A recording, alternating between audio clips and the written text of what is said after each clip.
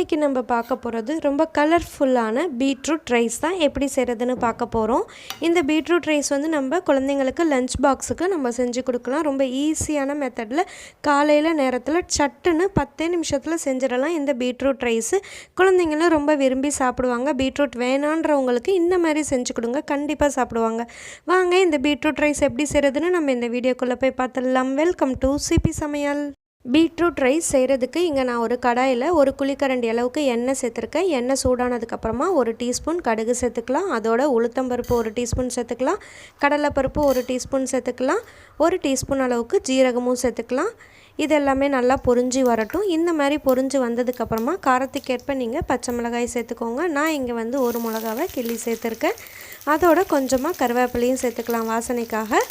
கொஞ்சமாக பெருங்காயத்தூளும் சேர்த்துட்டு இது எல்லாத்தையுமே நல்லா நம்ம வறுத்து எடுத்துக்கலாம். இந்த அளவுக்கு வறுபட்டுச்சு அப்படின்னா போதும். பொரிஞ்சதுக்கப்புறமா இங்கே நான் வந்து ஒரு பெரிய வெங்காயத்தை க்யூபாக கட் பண்ணி சேர்த்துருக்கேன்.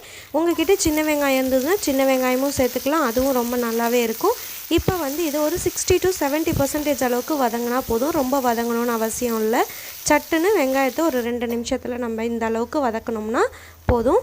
இப்போ இதோட நான் இங்கே கொஞ்சமாக வேர்க்கடலையை வறுத்து தோல் நீக்கி எடுத்து வச்சிட்ருக்கேன். ஒரு 1.5 டேபிள் ஸ்பூன் அளவுக்கு இருக்கும். நான் இதை இங்கே சேர்த்துக்கிறேன்.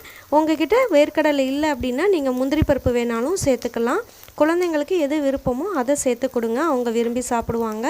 இப்போ அதையும் சேர்த்துட்டு நம்ம ஒரு 2 நிமிஷம் போல் இந்த மாதிரி நல்லா நம்ம வறுத்து எடுத்துக்கலாம். இப்போ இது எல்லாமே நல்லா கரெக்டாக நம்மளுக்கு வறுபட்டு வந்துருச்சு. இப்போ நான் இங்கே வந்து ஒரு பீட்ரூட்டை தோல் நீக்கி அதை வந்து கேரட் துருவலில் துருவி எடுத்து வச்சிட்ருக்கேன். அதை இப்போ நம்ம சேர்த்துக்கலாம். பீட்ரூட்டையும் நம்ம வதக்கி எடுத்துக்கணும். இந்த பீட்ரூட்டில் பார்த்திங்கன்னா லைட்டாக அந்த ஈரத்தன்மை இருந்துட்டு தான் இருக்கும். அதனால் நம்ம தண்ணி எதுவுமே தெளிக்கணும்னு அவசியம் இல்லை. இந்த மாதிரி ஒரு 5 to 6 மினிட்ஸில் நம்ம நல்லா வதக்கி எடுத்தோம் அப்படின்னாலே பீட்ரூட் வந்து வதங்கிடும். பொதுவாக குழந்தைங்கள்லாம் வந்து பீட்ரூட் அதிகமாக விரும்பி சாப்பிட மாட்டாங்க. அவங்களுக்குலாம் இந்த மாதிரி கலர்ஃபுல்லாக நீங்கள் பீட்ரூட் ரைஸ் செஞ்சு கொடுத்தீங்க அப்படின்னா ரொம்ப விருப்பப்பட்டு சாப்பிடுவாங்க. அதோட நம்ம சேனலில் பீட்ரூட்டில் கட்லெட் எப்படி செய்கிறதுன்னு நான் ஷேர் பண்ணியிருக்கேன். அந்த வீடியோட லிங்க் டிஸ்கிரிப்ஷனில் கொடுக்குறேன், தேவைப்படுறவங்க பாருங்கள். அதுவும் ரொம்ப சூப்பராக இருக்கும். இப்போ 5 to 6 மினிட்ஸாக நான் வதக்கிட்டேன். பீட்ரூட் நல்லா வெந்துருச்சு. இப்போ நம்ம இந்த பீட்ரூட் ரைஸ்க்கு தேவையான அளவு உப்பு சேர்த்துக்கலாம். அதோட 1 டீஸ்பூன் அளவுக்கு தனி மிளகாய் தூள் சேர்த்துக்கோங்க. 1 டீஸ்பூன் அளவுக்கு தனியாத்தூள் சேர்த்துக்கோங்க. கொஞ்சமாக மஞ்சத்தூள் சேர்த்துக்கலாம். இந்த பச்சை ஸ்மெல்லாம் போகிற வரைக்கும் ஒரு 2 நிமிஷம் போல் நம்ம நல்லா கலந்து விட்டுறலாம். உங்கள் பிள்ளைங்களுக்கு கரம் மசாலா தூள் பிடிக்கும் அப்படின்னா சேர்த்துக்கோங்க.